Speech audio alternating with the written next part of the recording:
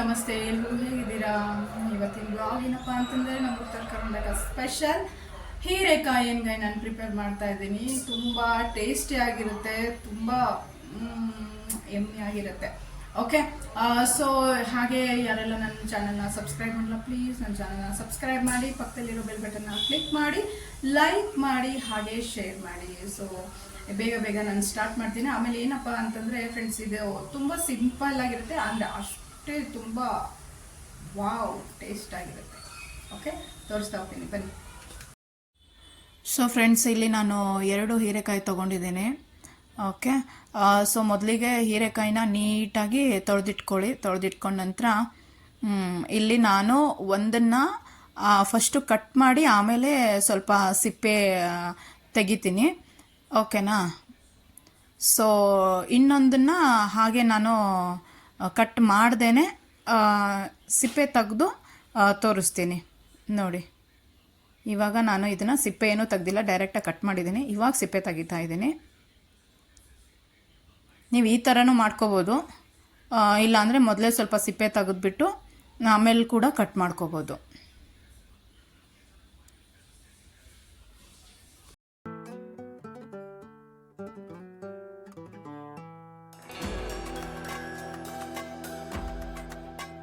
ಇವಾಗ ಇನ್ನೊಂದು ಹೀರೆಕಾಯಿನ ನಾನು ಮೊದಲು ಸಿಪ್ಪೆ ತೆಗೆದ್ಬಿಟ್ಟು ಆಮೇಲೆ ಕಟ್ ಮಾಡ್ತೀನಿ. ಈ ಥರನೂ ಮಾಡ್ಕೋಬೋದು, ಕಟ್ ಮಾಡ್ಕೊಬಿಟ್ಟು ಸಿಪ್ಪೆನೂ ತೆಗಿಬೋದು. ಬಟ್ ಸ್ವಲ್ಪ ಈಸಿ ಅನ್ಸೋದಿದೆ, ಫಸ್ಟು ಸ್ವಲ್ಪ ಸಿಪ್ಪೆ ತೆಗೆದ್ಬಿಟ್ಟು ಆಮೇಲೆ ಕಟ್ ಮಾಡ್ಕೊಳ್ಳೋದು ಇದೆ ಸ್ವಲ್ಪ ನನಗೆ ಈಸಿ ಅನಿಸುತ್ತೆ. ಬಟ್ ನಿಮಗೆ ತೋರ್ಸೋಕ್ಕೋಸ್ಕರ ನಾನು 2 ರೀತಿಯಿಂದ ನಾನು ಸಿಪ್ಪೆ ತೆಗೆದಿದ್ದೀನಿ. ಕಟ್ ಮಾಡ್ಕೊಂಡು ಸಿಪ್ಪೆ ತೆಗೆದಿದ್ದೀನಿ, ಆಮೇಲೆ ಬಿಫೋರ್ ಕಟ್ ಮಾಡೋಕ್ಕಿಂತ ಮುಂಚೆ ಸಿಪ್ಪೆ ತೆಗೆದು ಅದನ್ನು ತೋರಿಸ್ತಾ ಇದ್ದೀನಿ.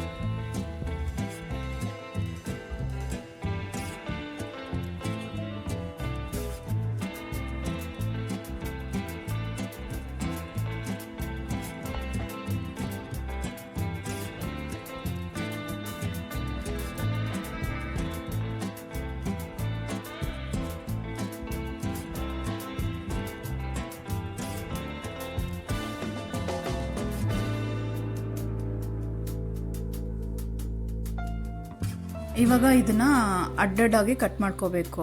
ಲೈಕ್ ನೋಡಿ, ಇವಾಗ ನಾನು ವಿಡಿಯೋದಲ್ಲಿ ತೋರಿಸ್ತಾ ಇದ್ದೇನಲ್ಲ ಈ ರೀತಿ. ಆಮೇಲೆ ಪೂರ್ತಿ ಕಟ್ ಮಾಡಬಾರ್ದು, ಎಂಡಿಗೆ ಸ್ವಲ್ಪ ಬಿಡಬೇಕು, ಒಂದು 1/2 ಇಂಚಷ್ಟು ಬಿಡಬೇಕು. ಓಕೆ, ನಾನು ನೋಡಿ ಇಲ್ಲಿ ತೋರಿಸ್ತಾ ಇದ್ದೇನಲ್ಲ ಈ ಥರ. ಯಾಕಂದರೆ ನಾವು ಅದನ್ನು ಸ್ಟಫಿಂಗ್ ಮಾಡಬೇಕಲ್ಲ, ಅಂದರೆ ಅದು ಮಸಾಲೆ ರೆಡಿ ಮಾಡ್ಕೊಂಡಿರ್ತೀವಿ, ಅದನ್ನು ಅದರಲ್ಲಿ ಫಿಲ್ ಮಾಡಬೇಕು. ಓಕೆ, ಮಸಾಲೆ ರೆಡಿ ಮಾಡ್ಕೊಳ್ಳೋಕ್ಕೆ ಇಲ್ಲಿ ನಾನು ಒಂದು ಈರುಳ್ಳಿ, ಕಡಲೆಬೀಜ ಅಂದರೆ ಶೇಂಗಾ, ಸ್ವಲ್ಪ ಎಣ್ಣೆ ಹಾಕಿ ಫ್ರೈ ಮಾಡ್ಕೊಂಡಿದ್ದೀನಿ. ಮಾಡ್ಕೊಂಡ ನಂತರ ಅದು ಸ್ವಲ್ಪ ತಣ್ಣಗಾದ್ಮೇಲೆ ನಾವು ಈ ಥರ ರುಬ್ಕೋಬೇಕು. ನೀರೇನೋ ಹಾಕಬೇಡಿ, ಒಂದು ಸ್ವಲ್ಪ ಬೇಕಂದರೆ ಒಂದು ಸ್ಪೂನ್ ಆ ಥರ ಸ್ವಲ್ಪ ಹಾಕಿ ಅಷ್ಟೇ. ಅದಕ್ಕೆ ನಾನು ಒಂದು 2 ಸ್ಪೂನ್ ಗುರೆಳ್ ಪುಡಿ, ಅಂದರೆ ಕೆಲವೊಂದು ಭಾಗದಲ್ಲಿ ಇದನ್ನು ಹುಚ್ಚೆಳ್ ಪುಡಿ ಅಂತ ಹೇಳ್ತಾರೆ. ಸೊ ನಾವು ಇದನ್ನು ನಮ್ಮ ಉತ್ತರ ಕರ್ನಾಟಕ ಕಡೆ ಇದನ್ನು ಗುರೆಳ್ ಪುಡಿ ಅಂತ ಕರಿತೀವಿ. ಇದಕ್ಕೆ ಒಂದು 2 ಸ್ಪೂನ್ ಹಾಕ್ತಾಯಿದ್ದೀನಿ. ಮಸಾಲೆ ರೆಡಿ ಮಾಡ್ಕೋತಾ ಇದ್ದೀನಿ ಇವಾಗ ನಾನು. ನಂತರ ಇದಕ್ಕೆ ಸ್ವಲ್ಪ ಅಂದರೆ 1 ಸ್ಪೂನಷ್ಟು ಅರಿಶಿಣ ಪುಡಿ ಹಾಕಿ, ಜಾಸ್ತಿ ಏನು ಹಾಕಬೇಡಿ, 1 ಸ್ಪೂನ್ ಹಾಕಿ ಅಷ್ಟೆ. ನೆಕ್ಸ್ಟ್ ಇದಕ್ಕೆ ನಾನು ಖಾರದ ಪುಡಿ ಹಾಕ್ತಾಯಿದ್ದೀನಿ, ಅಚ್ಚ ಖಾರದ ಪುಡಿ. ಇದನ್ನು ನಾನು 2 ಸ್ಪೂನ್ ಹಾಕ್ತಾಯಿದ್ದೀನಿ. ನಿಮ್ಮ ಡಿಪೆಂಡ್ ಆನ್ ಯು, ಅಂದರೆ ಲೈಕ್ ನೀವು ಎಷ್ಟು ಖಾರ ತಿಂತಿರಲ್ಲ ಅದ್ರ ಮೇಲೆ ಹಾಕೋಬೋದು. ಇಲ್ಲಿ ನಾನು ಪಿಂಕ್ ಸಾಲ್ಟ್ ಯೂಸ್ ಮಾಡ್ತಾಯಿದ್ದೀನಿ, 1.5 ಸ್ಪೂನ್ ನಾನು ಹಾಕ್ತಾಯಿದ್ದೀನಿ. ಸೊ ನಿಮಗೆ ರುಚಿಗೆ ತಕ್ಕಷ್ಟು ನೀವು ಆ್ಯಡ್ ಮಾಡ್ಕೋಬೋದು ಉಪ್ಪು ಮತ್ತು ಖಾರದ ಪುಡಿ. ನಂತರ ನಾನಿಲ್ಲಿ ಎಣ್ಣೆ ಹಾಕ್ತಾಯಿದ್ದೀನಿ.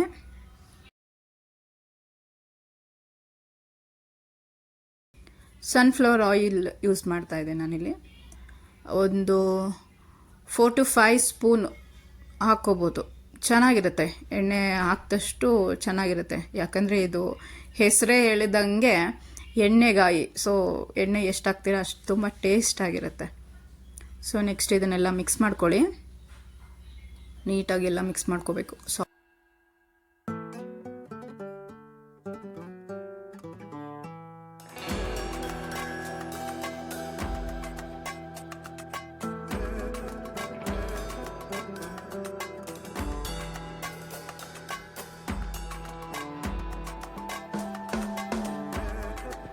ಸೊ ಇವಾಗ ಹೀರೆಕಾಯಿ ಆವಾಗಲೇ ಕಟ್ ಮಾಡಿ ಇಟ್ಕೊಂಡಿದ್ವಲ್ಲ ಈ ಥರ.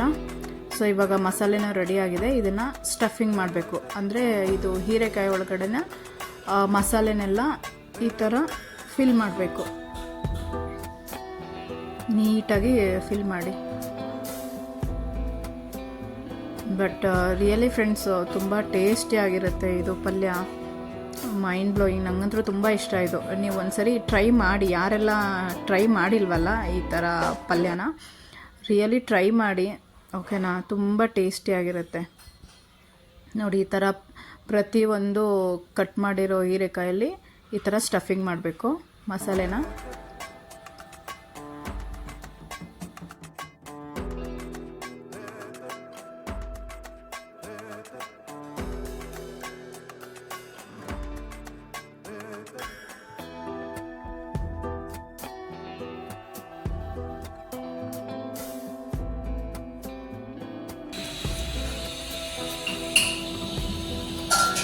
ಕೈಲಿ ಈ ಥರ ಮಸಾಲೆ ಸ್ಟಫಿಂಗ್ ಆದಮೇಲೆ ಒಂದು ಪಾತ್ರೆಯಲ್ಲಿ ಎಣ್ಣೆ ತೊಗೊಳ್ಳಿ. ಎಣ್ಣೆ ತೊಗೊಂಡು ಸ್ವಲ್ಪ ಬಿಸಿ ಆದಮೇಲೆ ಹೀರೆಕಾಯಿನ ಅದಕ್ಕೆ ಹಾಕಿ. ಅಂದರೆ ಕೆಲವೊಬ್ಬರು ಈರುಳ್ಳಿ ಮತ್ತು ಕರಿಬೇವು ಜೀರಿಗೆ ಎಲ್ಲ ಹಾಕ್ತಾರೆ. ಬಟ್ ನಾನು ಇದಕ್ಕೇನು ಹಾಕ್ತಾಯಿಲ್ಲ. ಜಸ್ಟ್ ಎಣ್ಣೆ ತೊಗೊಂಡಿದ್ದೀನಿ. ಎಣ್ಣೆ ಬಿಸಿ ಆದಮೇಲೆ ಹೀರೆಕಾಯಿ ಅಂದರೆ ಸ್ಟಫ್ಡ್ ಹೀರೆಕಾಯಿನ ನಾನು ಇದಕ್ಕೆ ಹಾಕ್ತಾಯಿದ್ದೀನಿ. ನಂತರ ಸ್ವಲ್ಪ ಮಸಾಲೆ ಉಳಿದಿರುತ್ತಲ್ಲ ಅದಕ್ಕೆ ಸ್ವಲ್ಪ ನೀರು ಸೇರಿಸಿ ಅದಕ್ಕೆ ಹಾಕಿ.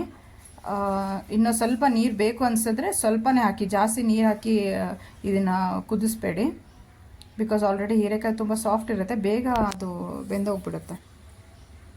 ಸೊ ನೋಡಿ ಈ ಥರ ಒಂದು 5 ಮಿನಿಟ್ಸ್ ಪ್ಲೇಟ್ ಮುಚ್ಚಿ ಇದನ್ನು ಕುದಿಯಕ್ಕೆ ಬಿಡಿ. ಸ್ವಲ್ಪ ಬೇಕಂದರೆ ನೀವು ಸ್ವಲ್ಪನೇ ನೀರು ಆ್ಯಡ್ ಮಾಡ್ಕೊಳ್ಳಿ, ತುಂಬ ನೀರು ಹಾಕ್ಬೇಡಿ. ಓಕೆನಾ? ಸೊ ಫೈನಲಿ ಹೀರೆಕಾಯಿ ಎಣ್ಗಾಯಿ ಇಸ್ ರೆಡಿ. ನೋಡಿ ಫ್ರೆಂಡ್ಸ್, ನೋಡಿದರೆ ಬಾಯಲ್ಲಿ ನೀರು ಬರ್ತಾ ಇದೆ. ರಿಯಲಿ ತುಂಬ ಟೇಸ್ಟಿಯಾಗಿರುತ್ತೆ. ಎಲ್ಲರೂ ಮನೇಲಿ ಟ್ರೈ ಮಾಡಿ. ಎಲ್ಲ ಇಷ್ಟೊತ್ತು ನಾನು ಹೇಗೆ ಪ್ರಿಪೇರ್ ಮಾಡಿದೆ ಅಂತ. ರಿಯಲಿ ಫ್ರೆಂಡ್ಸು ತುಂಬ ಟೇಸ್ಟಿಯಾಗಿರುತ್ತೆ.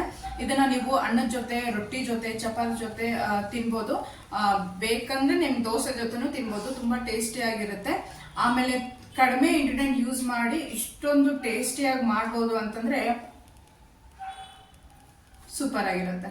ಓಕೆ, ಸೊ ಎಷ್ಟಾದರೂ ನಮ್ಮ ಉತ್ತರ ಕರ್ನಾಟಕ ಫುಡ್ಡು ಮೈಂಡ್ ಬ್ಲೋಯಿಂಗ್, ತುಂಬ ಟೇಸ್ಟಿಯಾಗಿರುತ್ತೆ, ಅಷ್ಟೇ ಹೆಲ್ದಿ ಕೂಡ ಇರುತ್ತೆ.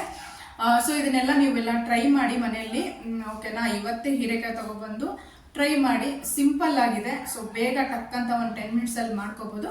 ಸೊ ಇಷ್ಟೊತ್ತು ನಾನು ವಿಡಿಯೋ ವಾಚ್ ಮಾಡಿದ್ದಕ್ಕೆ ತುಂಬ ತುಂಬ ಥ್ಯಾಂಕ್ ಯು. ಬಾಯ್.